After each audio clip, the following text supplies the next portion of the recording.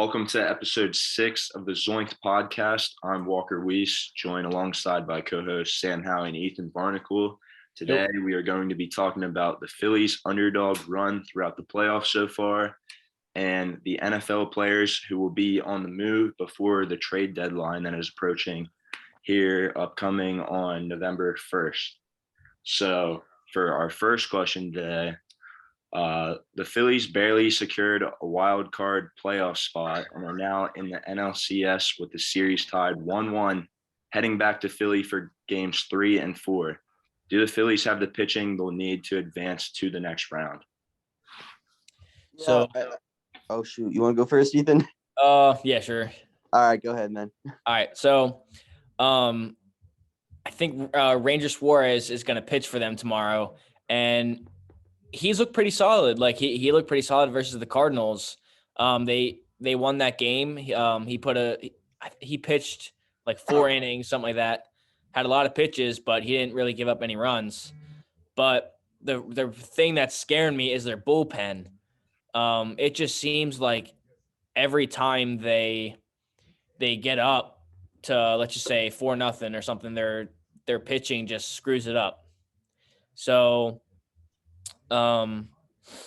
I think what they need to do is start putting in starters, like not Zach Wheeler or Aaron Nola, like keep them out, but starters like Kyle Gibson, Noah Syndergaard. I haven't seen him yet. And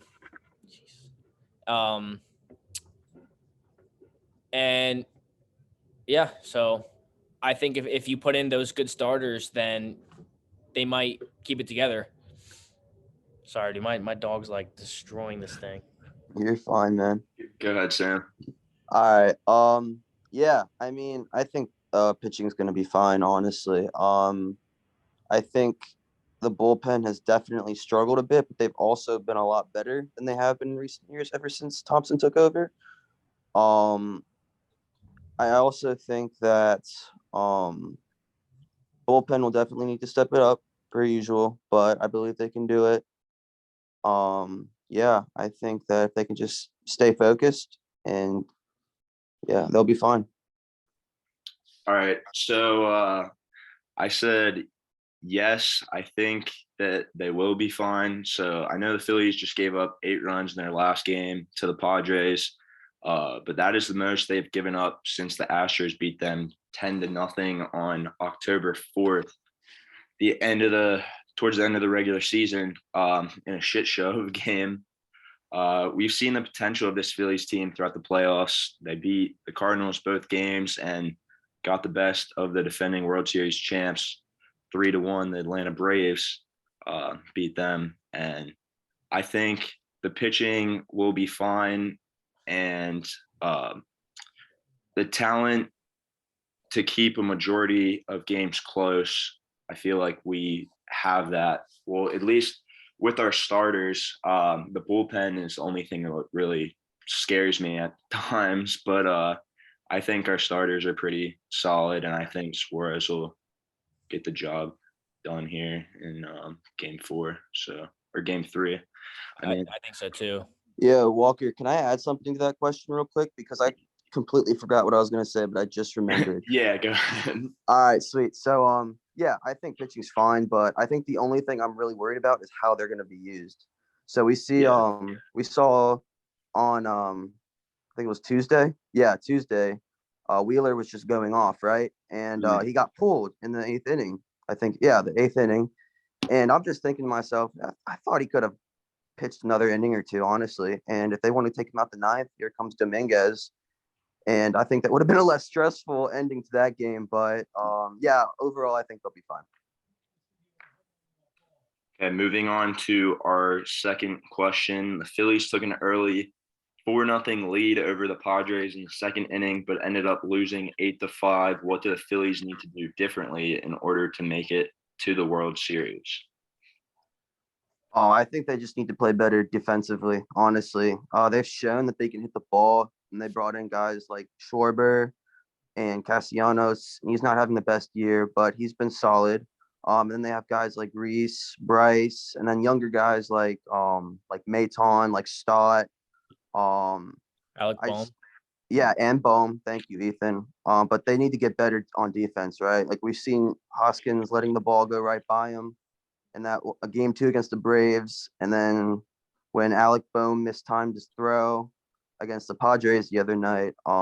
I think if they can get better and if they can really focus on defense, there's really just no stopping this team because they have just been amazing to watch. Yeah. So, like Sam said, defense. I mean, you get up 4-0. How do you let them put up 8 runs in 4 innings? Like that's pitching. That's just your pitching. I know Aaron Nola let up two home runs, but other than that, he looks solid. And then our bullpen comes in and just lets it go. Better defense. Like I said before, you should just start putting in your starters for like the 6th, 7th, 8th inning. Mhm. And if you do that, you might hold them off. Yeah, I agree. The relievers definitely need to be better, or we could have our starters just even go throughout the entire game if they're playing well. But I get that they don't want the same hitters on the opposite team to see the pitcher over and over and over again, because then they think like, oh, they're gonna finally like figure them out or whatever. But what I said is I think the Phillies need to get more hits consistently and score more runs with runners on base. Like there's too many times where runners are just left on base, or like someone just hits like a solo home run. So like we have a big hit, but like it's not really a big hit. It's only scoring 1 run. It's just a solo shot. Rhys Hoskins, for example, the other night, towards the end of the game, he had like a solo home run and it didn't really do anything for the team because no one else was on base. Like we need to have people on base whenever we're hitting these home runs so we can score more runs and just outscore the team anyways, even if our pitching like starts to give up more runs. But recently our pitching has been phenomenal other than the other night. But yeah, I think that overall, as long as our hitting, like Bryce Harper, I mean, he's been freaking on fire. So if everyone can get on his level, we will be great and 100% make the World Series and maybe even more. So moving on to our next question. So far this postseason, we've seen Rhys Hoskins play some decent baseball, but we've also seen him struggle a good bit. In other words, consistency has been an issue. What is next for Rhys? Should he continue with this trend? Does he stick around for the long run, or does he possibly end up on a trade block? So I think that they're going to keep Rhys Hoskins. He's been playing well for him. He isn't doing too bad. Like he just hit that solo home run. It's not like he's not hitting the ball. And I think he does stick around for the long run.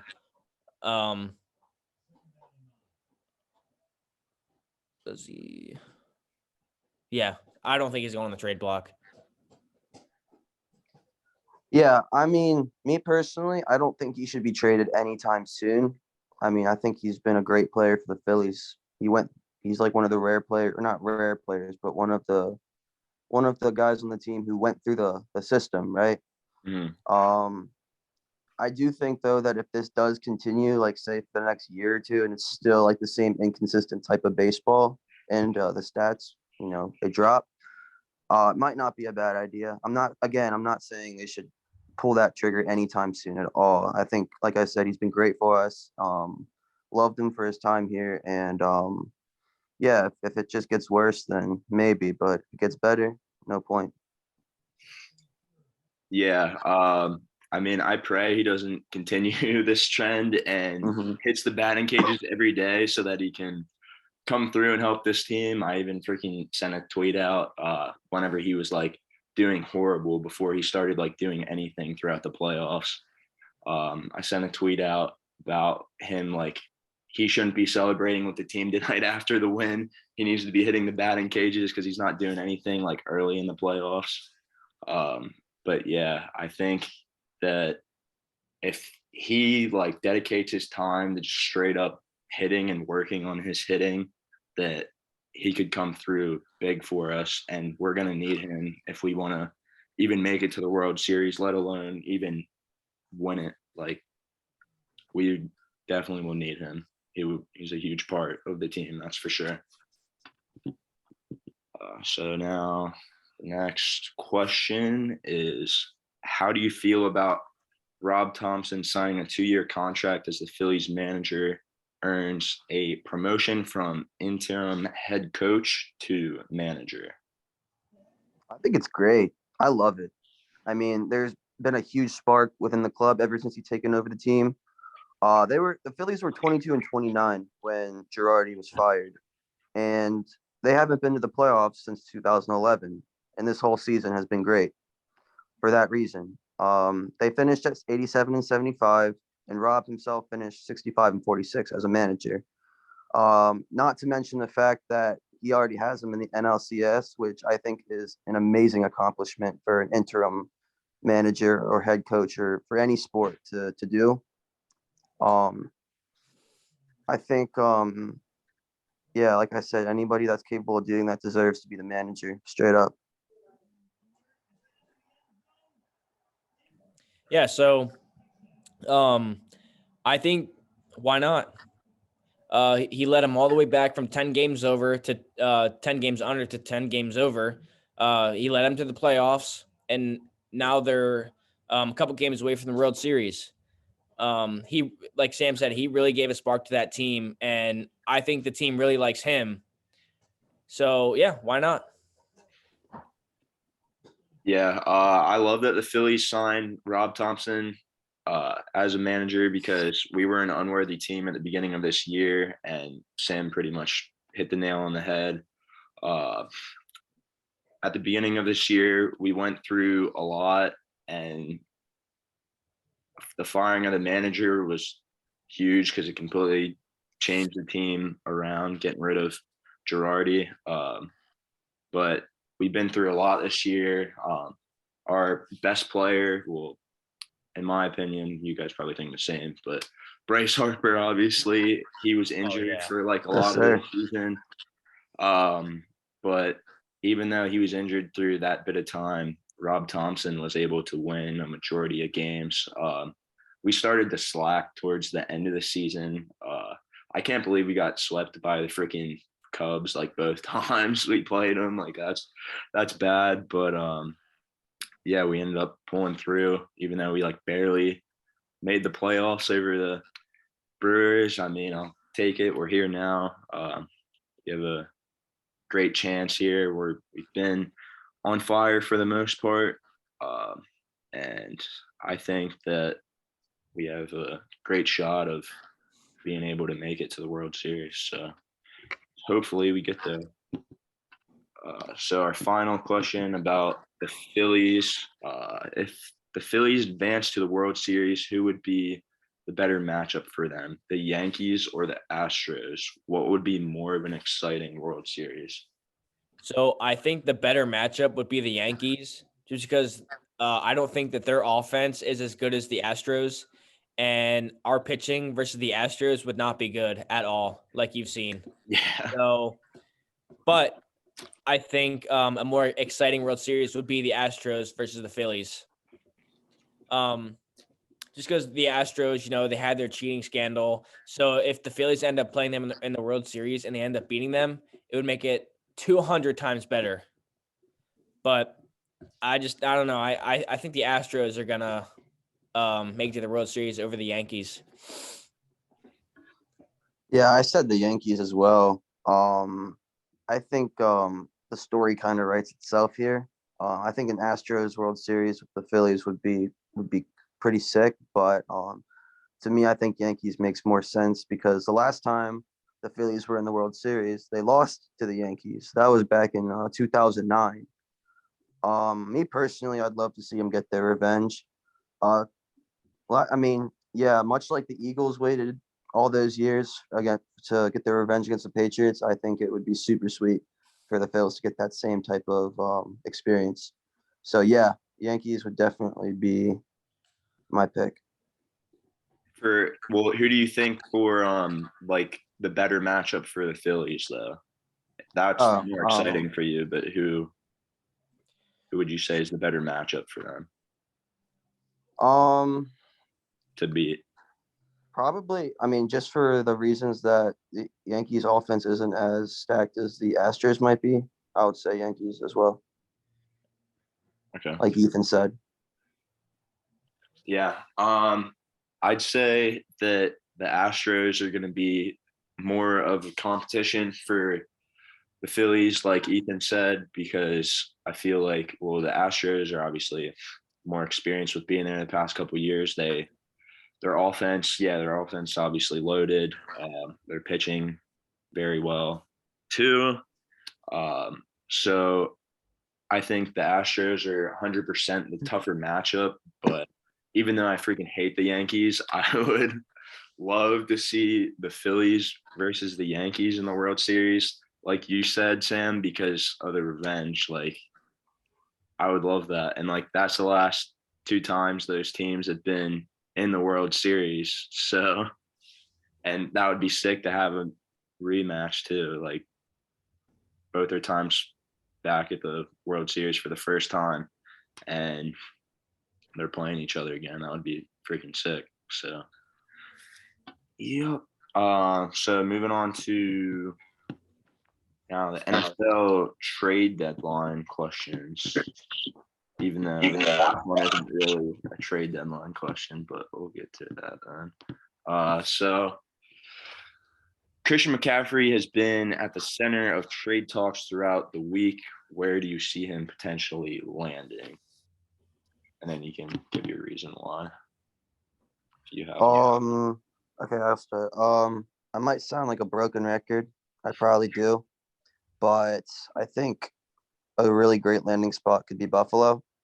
Because like I've said before, they're probably the team's top or the league's top team right now. I'm sorry. I think the only thing that's really keeping them back, like the only position that's keeping them from being a complete offense, is the running back situation, right? If they provided the Panthers with the right draft picks and not like go completely overboard with it, like say 3 first-round picks, like I saw like on social media, I think that's stupid for McCaffrey given his injury history. But if you're reasonable about it, I think McCaffrey would really benefit from a trade to Buffalo potentially. Okay, so I also think that McCaffrey on the Bills would be perfect for them. He's a receiving back. He's good at running. I think it would be a big step up from Devin Singletary and Cook, obviously. But I don't think that they would trade for him. Just because of all the players that they have, they got to pay for them. I'm not quite sure what their salary cap is right now, but I could see McCaffrey. I mean, I could see him going to the Bills, but like, why? You're playing so well right now. Like, why would you change up your offense? I really don't think that the Panthers are going to trade him because they're asking for too much. No, like nobody's going to want to give up more than 2 first-round picks for him or something like that, just because of all the injuries that he has had. He hasn't had a full season yet, so I just don't think he's going to go anywhere. Yeah, I seen a lot of experts saying something about the 49ers like getting him or something like that, because I guess they're desperate for a running back or something. So but my pick is going to be the Rams because their offense running the ball has not been it. And like again in the fourth quarter, like they're trash at scoring and they need to desperately get better. And obviously like Cam Akers sat out or whatever, so he's done with the Rams. He's gonna end up getting traded somewhere. I feel like McCaffrey would be a perfect fit for the Rams because he's like a pass catcher, and they could have him and Darrell Henderson switch on and off, or even have McCaffrey line up as another receiver because it seems like all the Rams really want to throw to is either freaking Cooper Kupp or it's freaking Skoranek or Tyler Higbee, but it's mostly just Cooper Kupp over and over and over again. And I feel like the Rams adding CMC, even though they like just won the Super Bowl last year, like they need to do something or else they're just gonna like they're gonna go down this year. Like they're not gonna be a very good team at all. But yeah, they need to do something. So I feel like CMC would fit perfectly on the Rams if they could get him, and their offense would be a lot better. It's pretty valid. So now next question. Now time to talk about Cam Akers. The Rams running game has been atrocious this season and pretty much non-existent. And we already know Cam Akers is going to be traded based on him not participating in the Rams' last game. What team would take Cam Akers and who or what would they trade to the Rams? So I can potentially see Cam Akers going to the Arizona Cardinals. Cam Akers is a 3-down back, okay? And James Conner's been hurt. Eno Benjamin, I mean, he's not really getting it done. Mm-hmm. And I could see them getting Cam Akers and sending over James Conner and like a 4th-round pick or something. He would really help that offense so Kyler Murray doesn't have to throw 50 times a game because the run game just isn't working right now for them.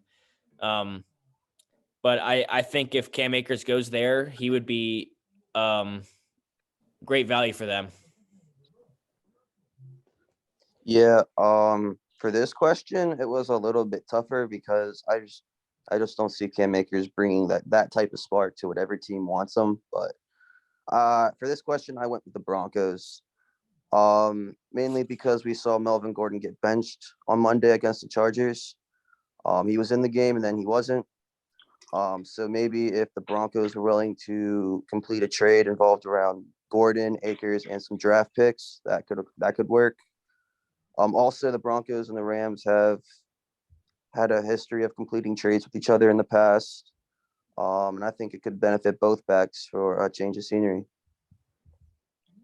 Yeah, Sam, I agree 100% with you. I got Melvin Gordon for Cam Akers. Yeah.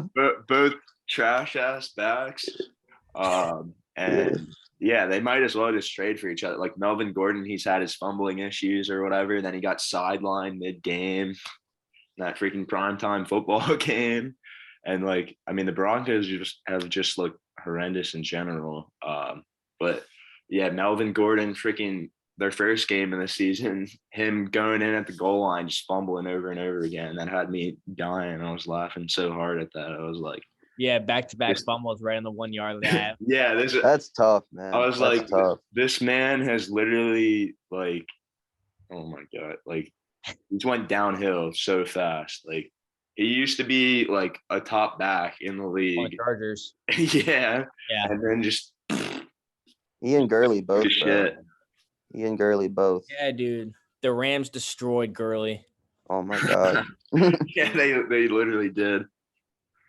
But it seems like the Rams are pretty great at destroying a bunch of running backs. Yeah, that's true. They're just known for it, I guess, at this point. Hopefully, if CMC goes there, that doesn't happen to him. But maybe he'll just get injured again. So,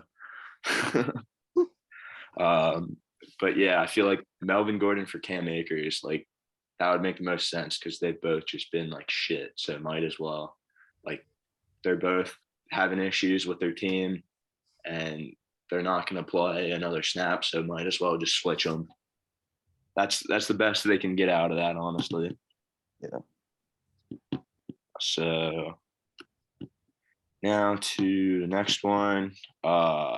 Could longtime Saints defensive end Cameron Jordan be on the move? The Saints are in no place to even make it to the Super Bowl anytime soon. And his ability on defense could be huge for a team that is a realistic Super Bowl contender. I think it could happen, but I wouldn't be surprised if it didn't at the same time, I guess. Jordan always struck me as a guy who loved the game, loved the teammates he played for, and loved the Saints in general. However, at this point in his career, it might not be a bad idea to maybe try and go somewhere else. I mean, like you said, Walker, the Saints are not anywhere near Super Bowl. They're actually losing to the Cardinals right now, 35-17, start of the fourth quarter. So yeah, I just don't think that the Saints are really a place that's going to be doing anything anytime soon. Not to mention the fact that the Eagles own their first round pick. Sure. That doesn't help them at all. So yeah, it probably should happen, but I wouldn't be surprised if he wanted to stick around for the long run as well. So I agree with what Sam was saying, but I don't think that he would just give up on his teammates like that. I think he's gonna stick with the Saints. You never know when Jameis Winston comes back, they could go on a run to at least make the playoffs. You never really know. Michael Thomas has been out, so that offense isn't really doing too well right now. But if he comes back and Jameis Winston comes back, the team might be pretty good. They might make a turnaround second half of the season. But yeah, so anyway, I don't think that he's gonna get traded. I think Jameis Winston is a bomb. Facts.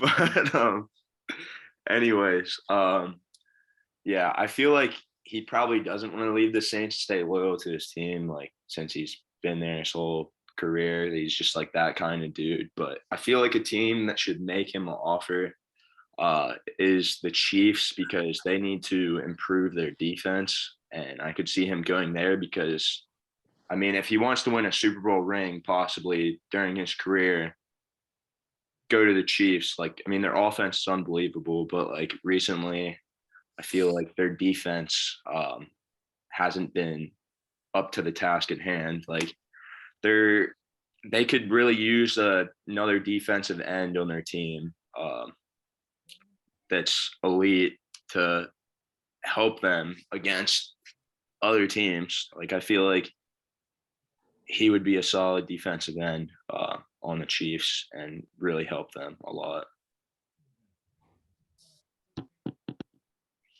Moving on to the next one, we got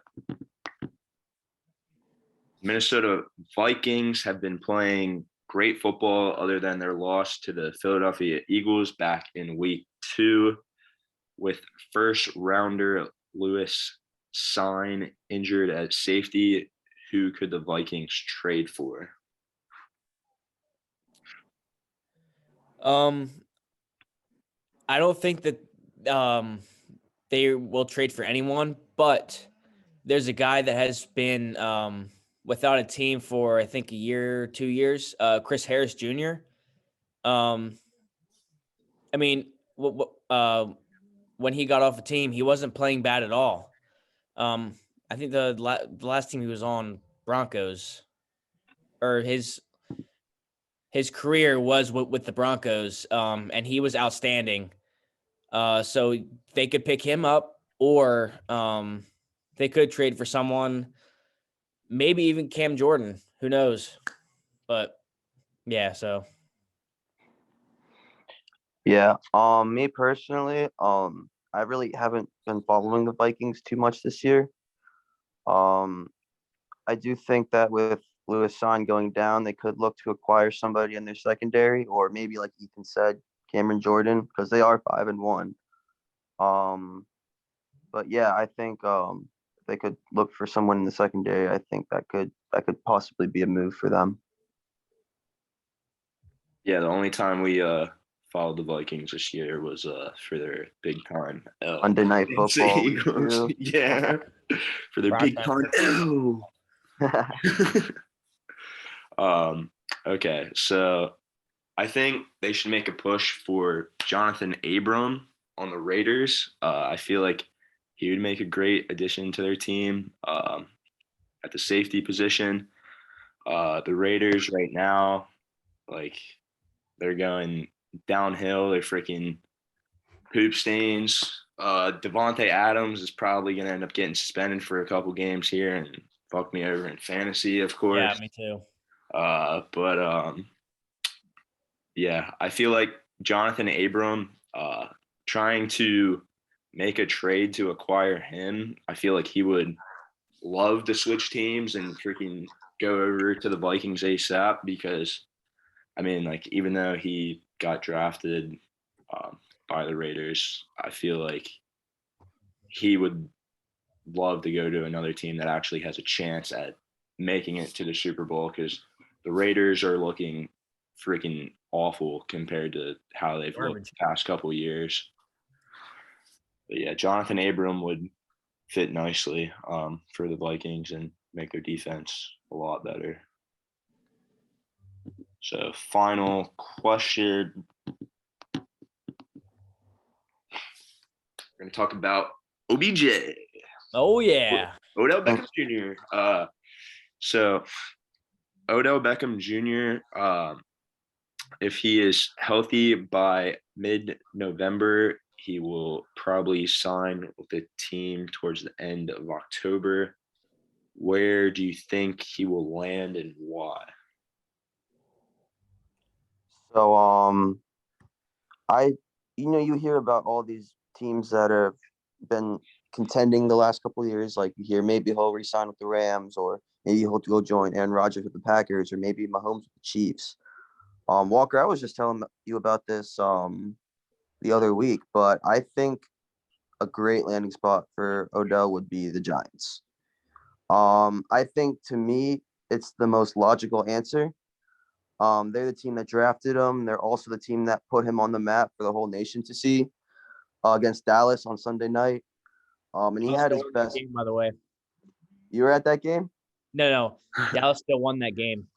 Oh, I thought you said you were at that game. I was about to say. No, dude, I Well, was. that sucks because they didn't. Nah, but he's also had his best years as a Giant as well, and then he completely revives his career last year in LA. Perhaps the biggest difference between the last time he was there and now is the change in management. They've gone a complete overhaul in the front office and the coaching staff. And with the Giants starting off 5-1 and possibly getting better, not to mention the fact that they're still lacking a true number one receiver, I think the Giants would be fools not to give him another chance. And I think he would embrace the Giants as well. The fans would welcome him back as he would do the same. And I think to me that just makes a lot of sense for the Giants to do that. So I have two possibilities for OBJ. One, the Giants, of course. Two, the Green Bay Packers. So I know there was always talk about him going to the Packers last year, joining Devontae Adams and Aaron Rodgers. But the thing is, Devontae Adams isn't there anymore. So OBJ can be that number one guy with Aaron Rodgers. And Aaron Rodgers is a better quarterback than Daniel Jones. So I think OBJ would do very well with the Packers, and he would turn that offense around. But my other guess would be the Giants. Today, Saquon tweeted something, and OBJ was like, "Hey, that's my teammate." So that could be a hint on who he's going to go to. Um, and like Sam said, they have a change of management. Brian DeBall, he's doing great with them, 5-1, and they don't have a true number one wide receiver. And OBJ could be their number one wide receiver with Daniel Jones, or he could be number one with the Green Bay Packers. It's just preference for him. Yeah, I think it makes the most sense with him to go back to his former team, the Giants. They need they have Darius Slayton, but they don't have any like outstanding receivers on their team, and I feel like him going back there is, like Sam said, the most logical. It makes the most sense, but yeah, the Packers could also fit too because they need receivers as well. Like these teams, like the Chiefs and the Bills, like why go there and oh yeah, I'm just gonna join this super team. Like I feel like the best storyline overall would be him going back to the Giants and like especially like they're like good now. They weren't freaking good when he was there. Yeah, they're not bad at all. Like yeah, they're and I mean the record obviously shows that. So, and they got new management, like you guys said, and he's doing a great job there so far. So I feel like Odell should go to the Giants. It would be the best for him to make the decision to go there. And I know, like, he always tweets out a bunch of shit, Yeah. and says like, oh, like something about this team or here, or he visits there or there. But I think he's just trying to, Stir up the media. yeah, pretty much. But yeah, the most sense would be going to the Giants. And did you guys see Elijah Moore is probably going to be on the move? I did see that. I was actually going to put that question at the end here. Yeah, he You guys want to talk about that? Yeah, sure. For the Yeah, if we got time, why not? Go ahead, Sam. So like, what? Where do you think he could possibly get traded to? Yeah. Yeah. So where do you Okay. think Elijah Moore will get traded to? I don't know. Maybe the Ravens. I mean, they could use some receivers out in Baltimore. I could see that happening. I don't know. I think I'm really hoping Jerry Jones pulls the trigger because they need help at wide receiver. They really could use Elijah Moore in hindsight. I'm not gonna lie. Yeah, they Mhm. could. And if he joins, that would be very well for them. And James Washington's coming back soon. He's going to be a deep threat. And then you can just put CeeDee Lamb at the slot. There you go. Elijah Moore and James Washington on the outside, CD in the slot. And I hope Dak does well because he's on the fantasy. I hope he doesn't. I hope they go back to Cooper Rush. But honestly, like, since I think Odell is gonna end up signing with the Giants, maybe Elijah Moore will join one of these freaking Super Bowl contending teams. Like maybe Elijah Moore will sign with like the Bills, or I mean, like, Packers obviously need receivers. Maybe the Packers will make a push for him if Odell decides to sign with the Giants. But obviously, like, Odell is going to be like the top target for who people are trying to sign. But once he makes his decision, I feel like Elijah Moore could sign with whoever else is trying to get a receiver after that. So that is all we have for today. Thank you for tuning into the Zoinked podcast. I'm Walter Luis alongside Sam Howie and Ethan Barnacle. Please like and subscribe. Until next time, see you later. Peace.